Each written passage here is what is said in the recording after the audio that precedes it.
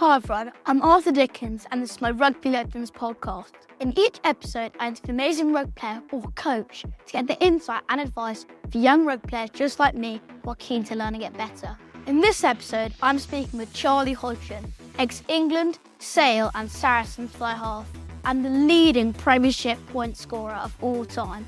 Charlie is a Sale legend, making 228 appearances for the club and being voted Sale Sharks Player of the Season 3 times. Over his career with Sale and the Saracens, he's won 3 Premiership titles as well as 1 European Cup.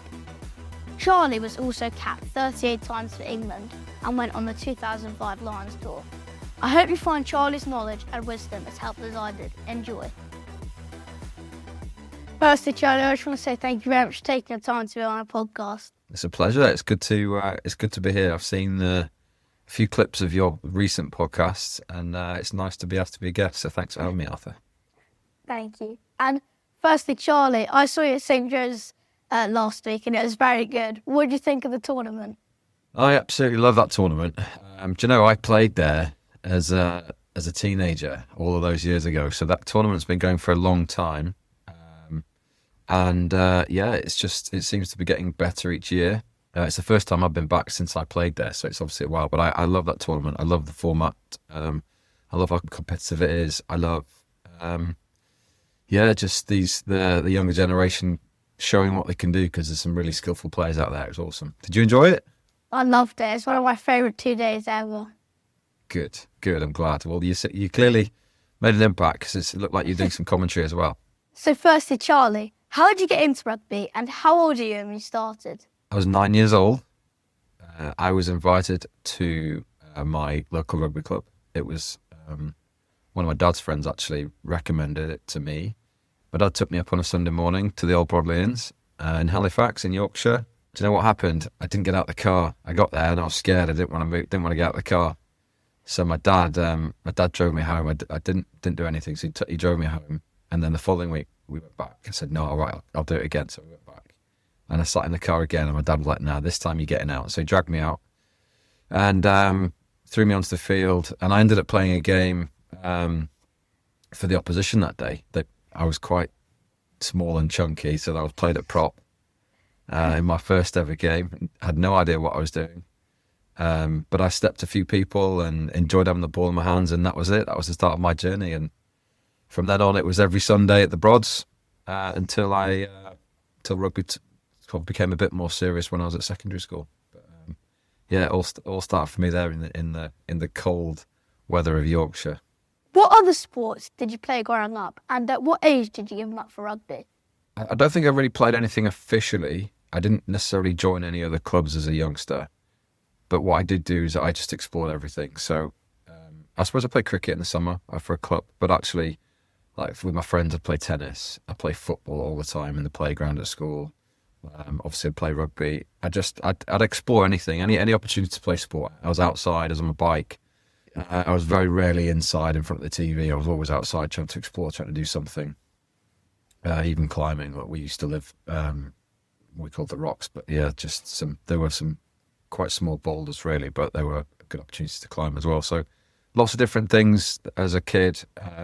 When did I really start to specialise? I'd probably say when I was, certainly through the winter, probably when I was about 14 or 15, maybe 15. And part of that was just because the way the game started to change physically, I could get 2 games in a weekend. So it was rugby for me through the winter. And in cricket, were you a batsman or bowler? I was actually a wicketkeeper and a batsman. So, I wouldn't necessarily say I was great at either, but no, I did all right. I had a couple of good innings, but nothing really to shout about. I got to the point where I think my timing was off of getting hit. I was just like, I'm getting smacked by the ball too much here. Maybe it's because I'm slowing down and everybody else is speeding up. So, yeah, I decided to move away from cricket when I was about 15. I played tennis a lot more through the summer. But yeah, it was, like I said, any sport was good for me. I enjoyed it. Thank you. And what element of playing for half did you have to work on the most? The biggest thing I think is defence. Actually, some of the elements of the game actually came quite naturally to me. But defence was always one of those that was difficult. I was always small as a youngster. I got injured as a youngster. I did my shoulders when I was 14, 15. So I lost a little bit of confidence there.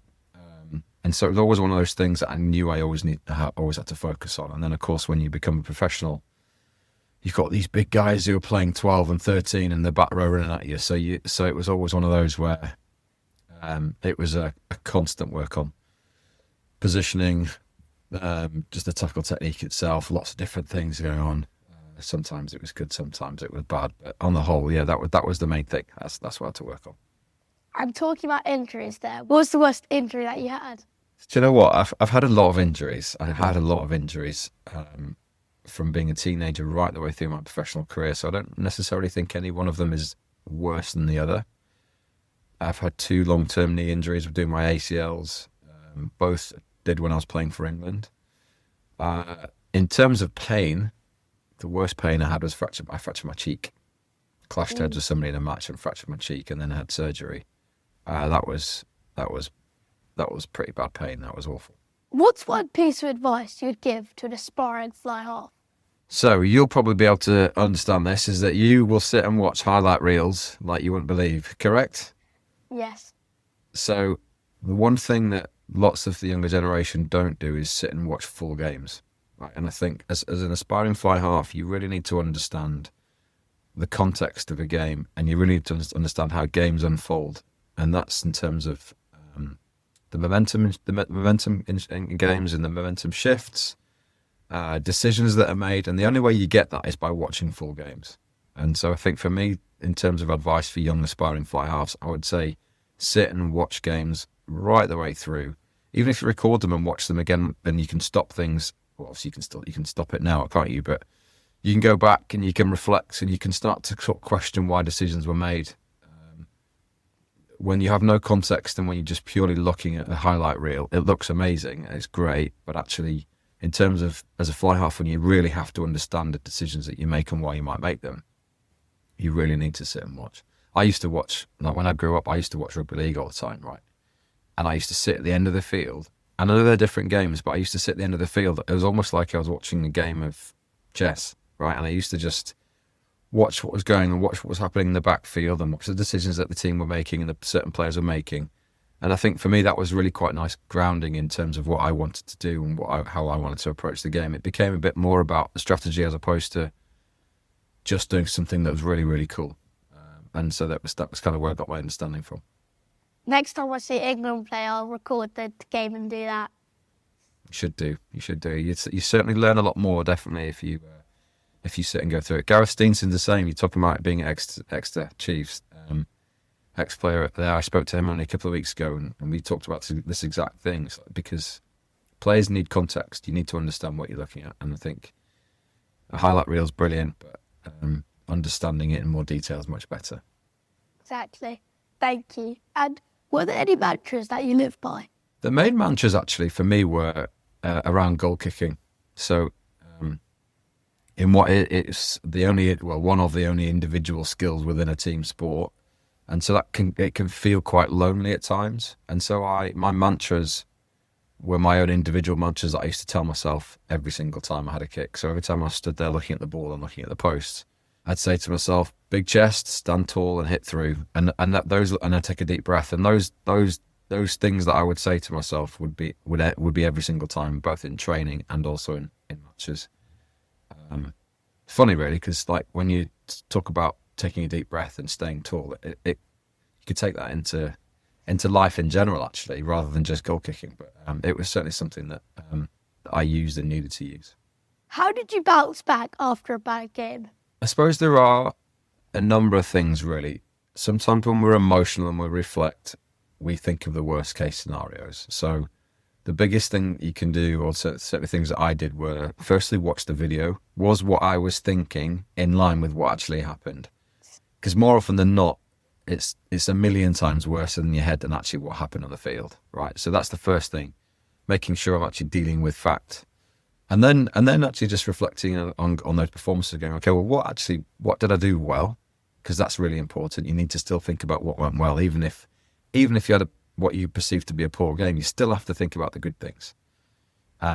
But then it was also a case of, well, if things that didn't go well, how do I make them better? What do I actually need to do that's going to make me better? And that's what I'll focus on this week, going to the game next week. So the emotional side was hard at first, but I think through a matter of time, it was just more a case of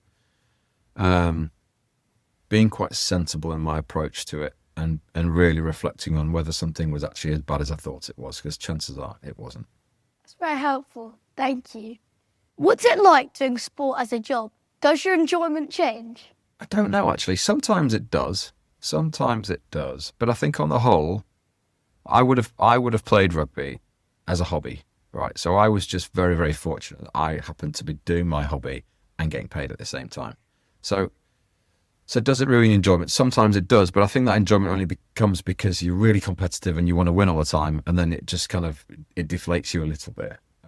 But in terms of the enjoyment, like the fact that I could go to work, or what was work, every day, and basically I was just like throwing a ball around with my mates, and it's like I hadn't grown up. I was just a kid the whole time, just like running around and having a great time outside, and that's like what an amazing thing to do and to say I've done. So yes, the enjoyment disappeared because of performance at times, but actually on the grand scheme of things, I was very, very lucky and very, very privileged and fortunate to have done what I've done. So I enjoyed it, and I took the most out of it as much as I could.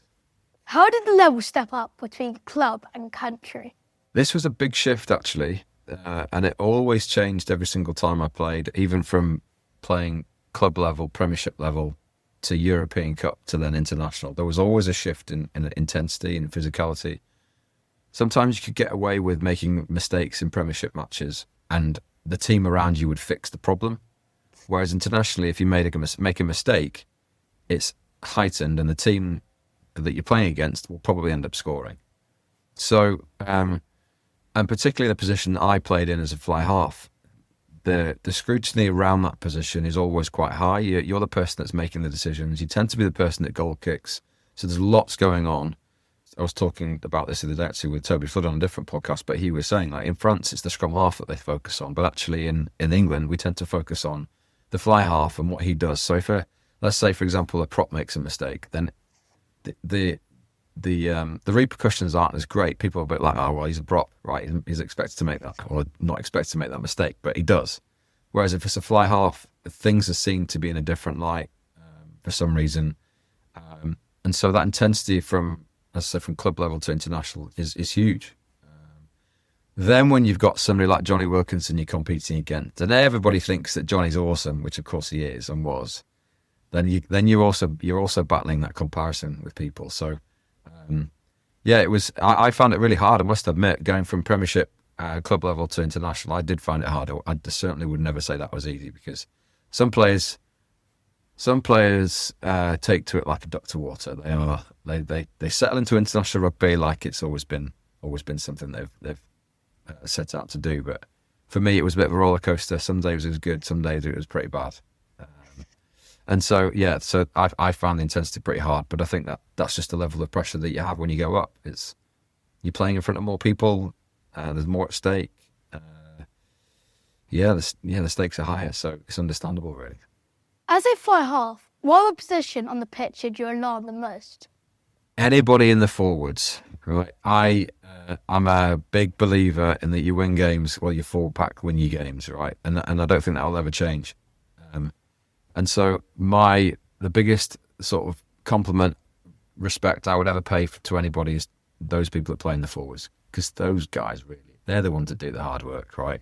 They make my job much, much easier if they do their job well, right? And they do some stuff that actually they put their heads in places that I, quite frankly, wouldn't want to put my head, right? And so they are incredible people. From 1 to 8, anybody who does that job, I have the utmost respect for, because they're hard as nails. They work incredibly hard, and they make myself look better. And of course, they make the guys on the edge look even better because they get to score the tries. So, huge respect for those guys up front. Always be very grateful for what they did for me in my career. That's what David Flatman said. David Flatman said that. Well, he would say that. He's a prop.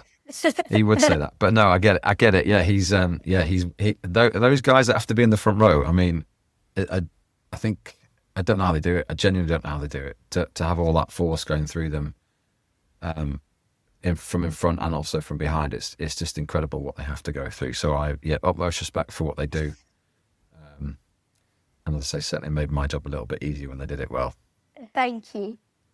When you were in the part of the England squad, how did you handle competing for your position?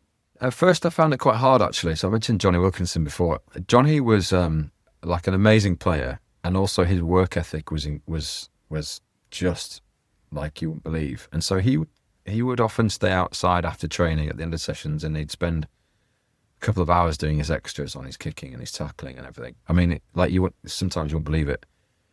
And at the first, I tried to keep up with him. I tried to stay out with him as long as I could.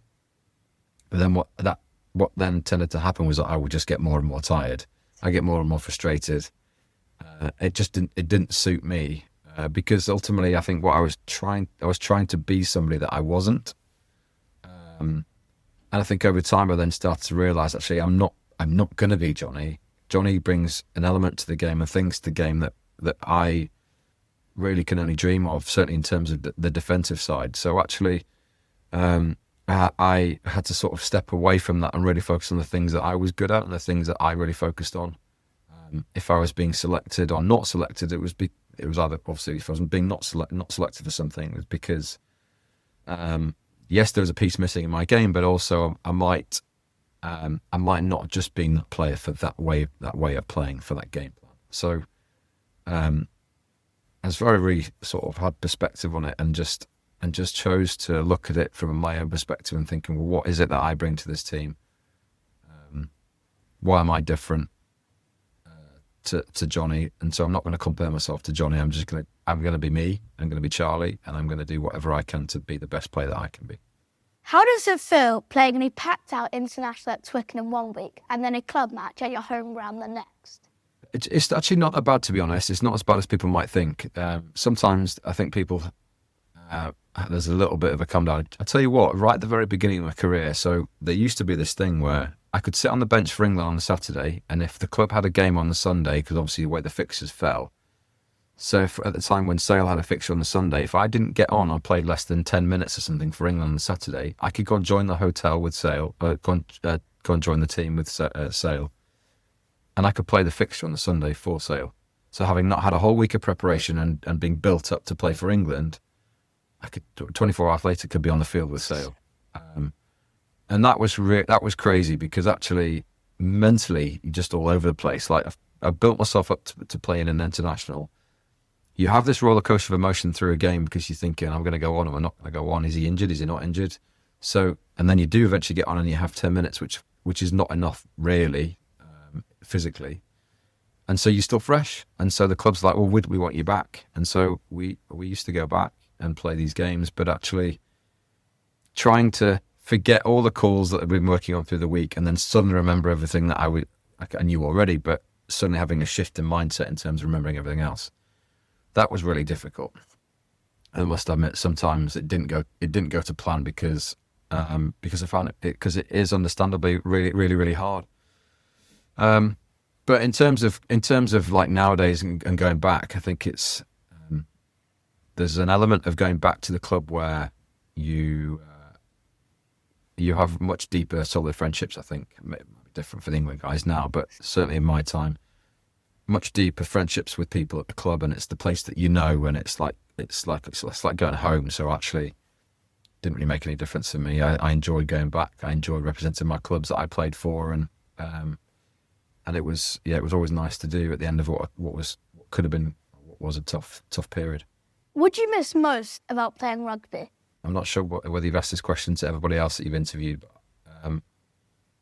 but the overriding answer I think from everybody would be it's the camaraderie that you get from being with the players, and it's not necessarily being on the field.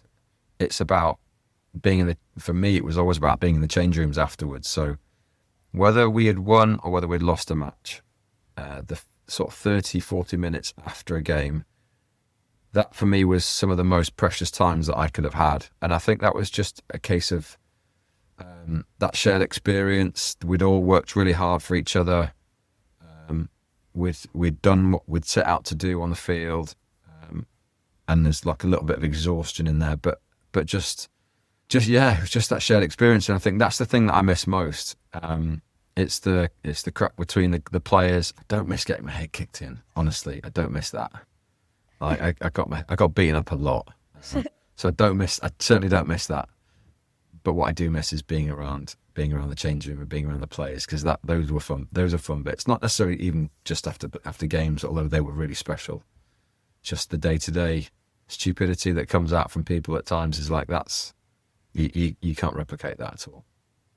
What Leon Lloyd said, he said it was the 10 seconds before you go to play in the changing rooms. Yeah, so that 10 seconds before, that's when your emotions are running high, aren't they? And you're ready to go, but you know that you've done everything you can in preparation, and you just want to get out there in the field. So, but yeah, I certainly agree with him in that. And obviously, like you said, with being with your mates, that's the best thing about it.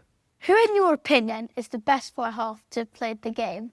This is also really difficult. This is a really difficult question to answer because, of course, if you go back to the 1980s, 1970s, somebody will tell you that the Welsh legends were the best players. But actually, it's all relative, right? And so I'm going to go on on my era, I suppose, and the person that I think is the best, and that's Dan Carter. He was a type of player that could do everything. He could really do everything, but he made the game look really easy.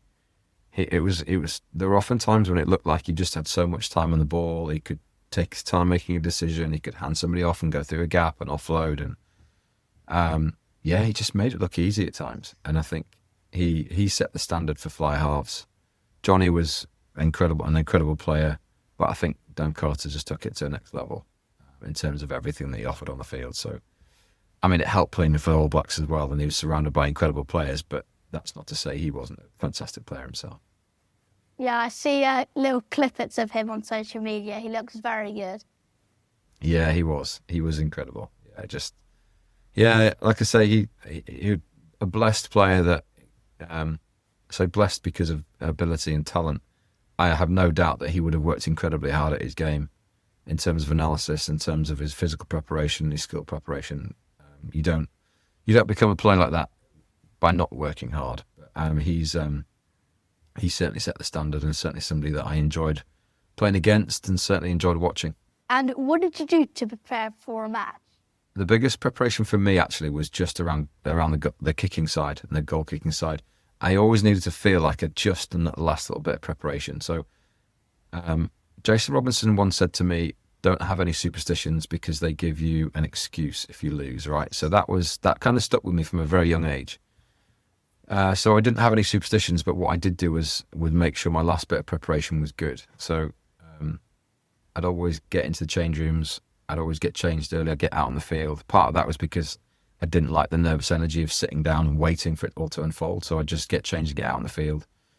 And it was just the last bits of kicking practice. So a little bit of kicking out of hand, some positional stuff, some restarts, then some goal kicking. Which took my mind off the game. It settled my nerves down. I was doing something, and so that's what I needed to do. So that was my main bit of preparation. And speaking of kicking, do you have any tips for kicking? Where do I start with that one without giving any technical advice? I'm a big believer in doing what feels natural and normal for you. There are different ways of kicking the ball. Definitely, everybody has a different style. If you're young enough, and somebody comes along and says, we'd like you to change your style because you'll do the X, Y, and Z. One, you have to have unbelievable faith in that person that they know what they're talking about. But secondly, because we're all so different, I'm a big believer in doing what feels right for you. And then what will happen then over time is that you will start to, through practice, you'll start to work out what works, what doesn't work, how to self-correct on the field.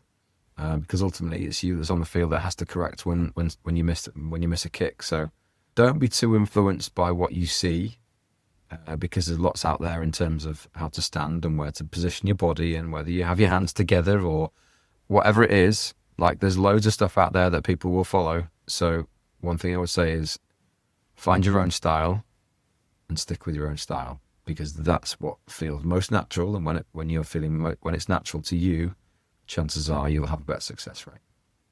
Thank you. I'll use that next time I'm kicking in a game. Good. Just relax. That's the main thing.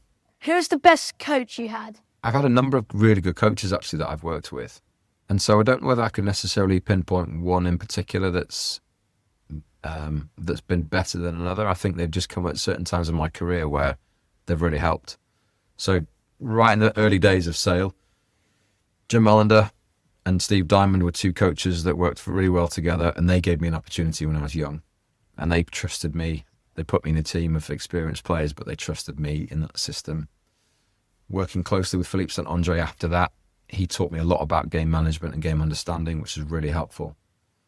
And then when I joined Saracens, the coaches there had real belief in me in terms of my game understanding, but also actually even in terms of their trust in me defensively. I went through a number of years where I was told that I wasn't very good defensively, but I turned up at Saracens and they flipped it and they changed the psychology around it and told me that actually I wasn't as bad as people thought, which certainly helped.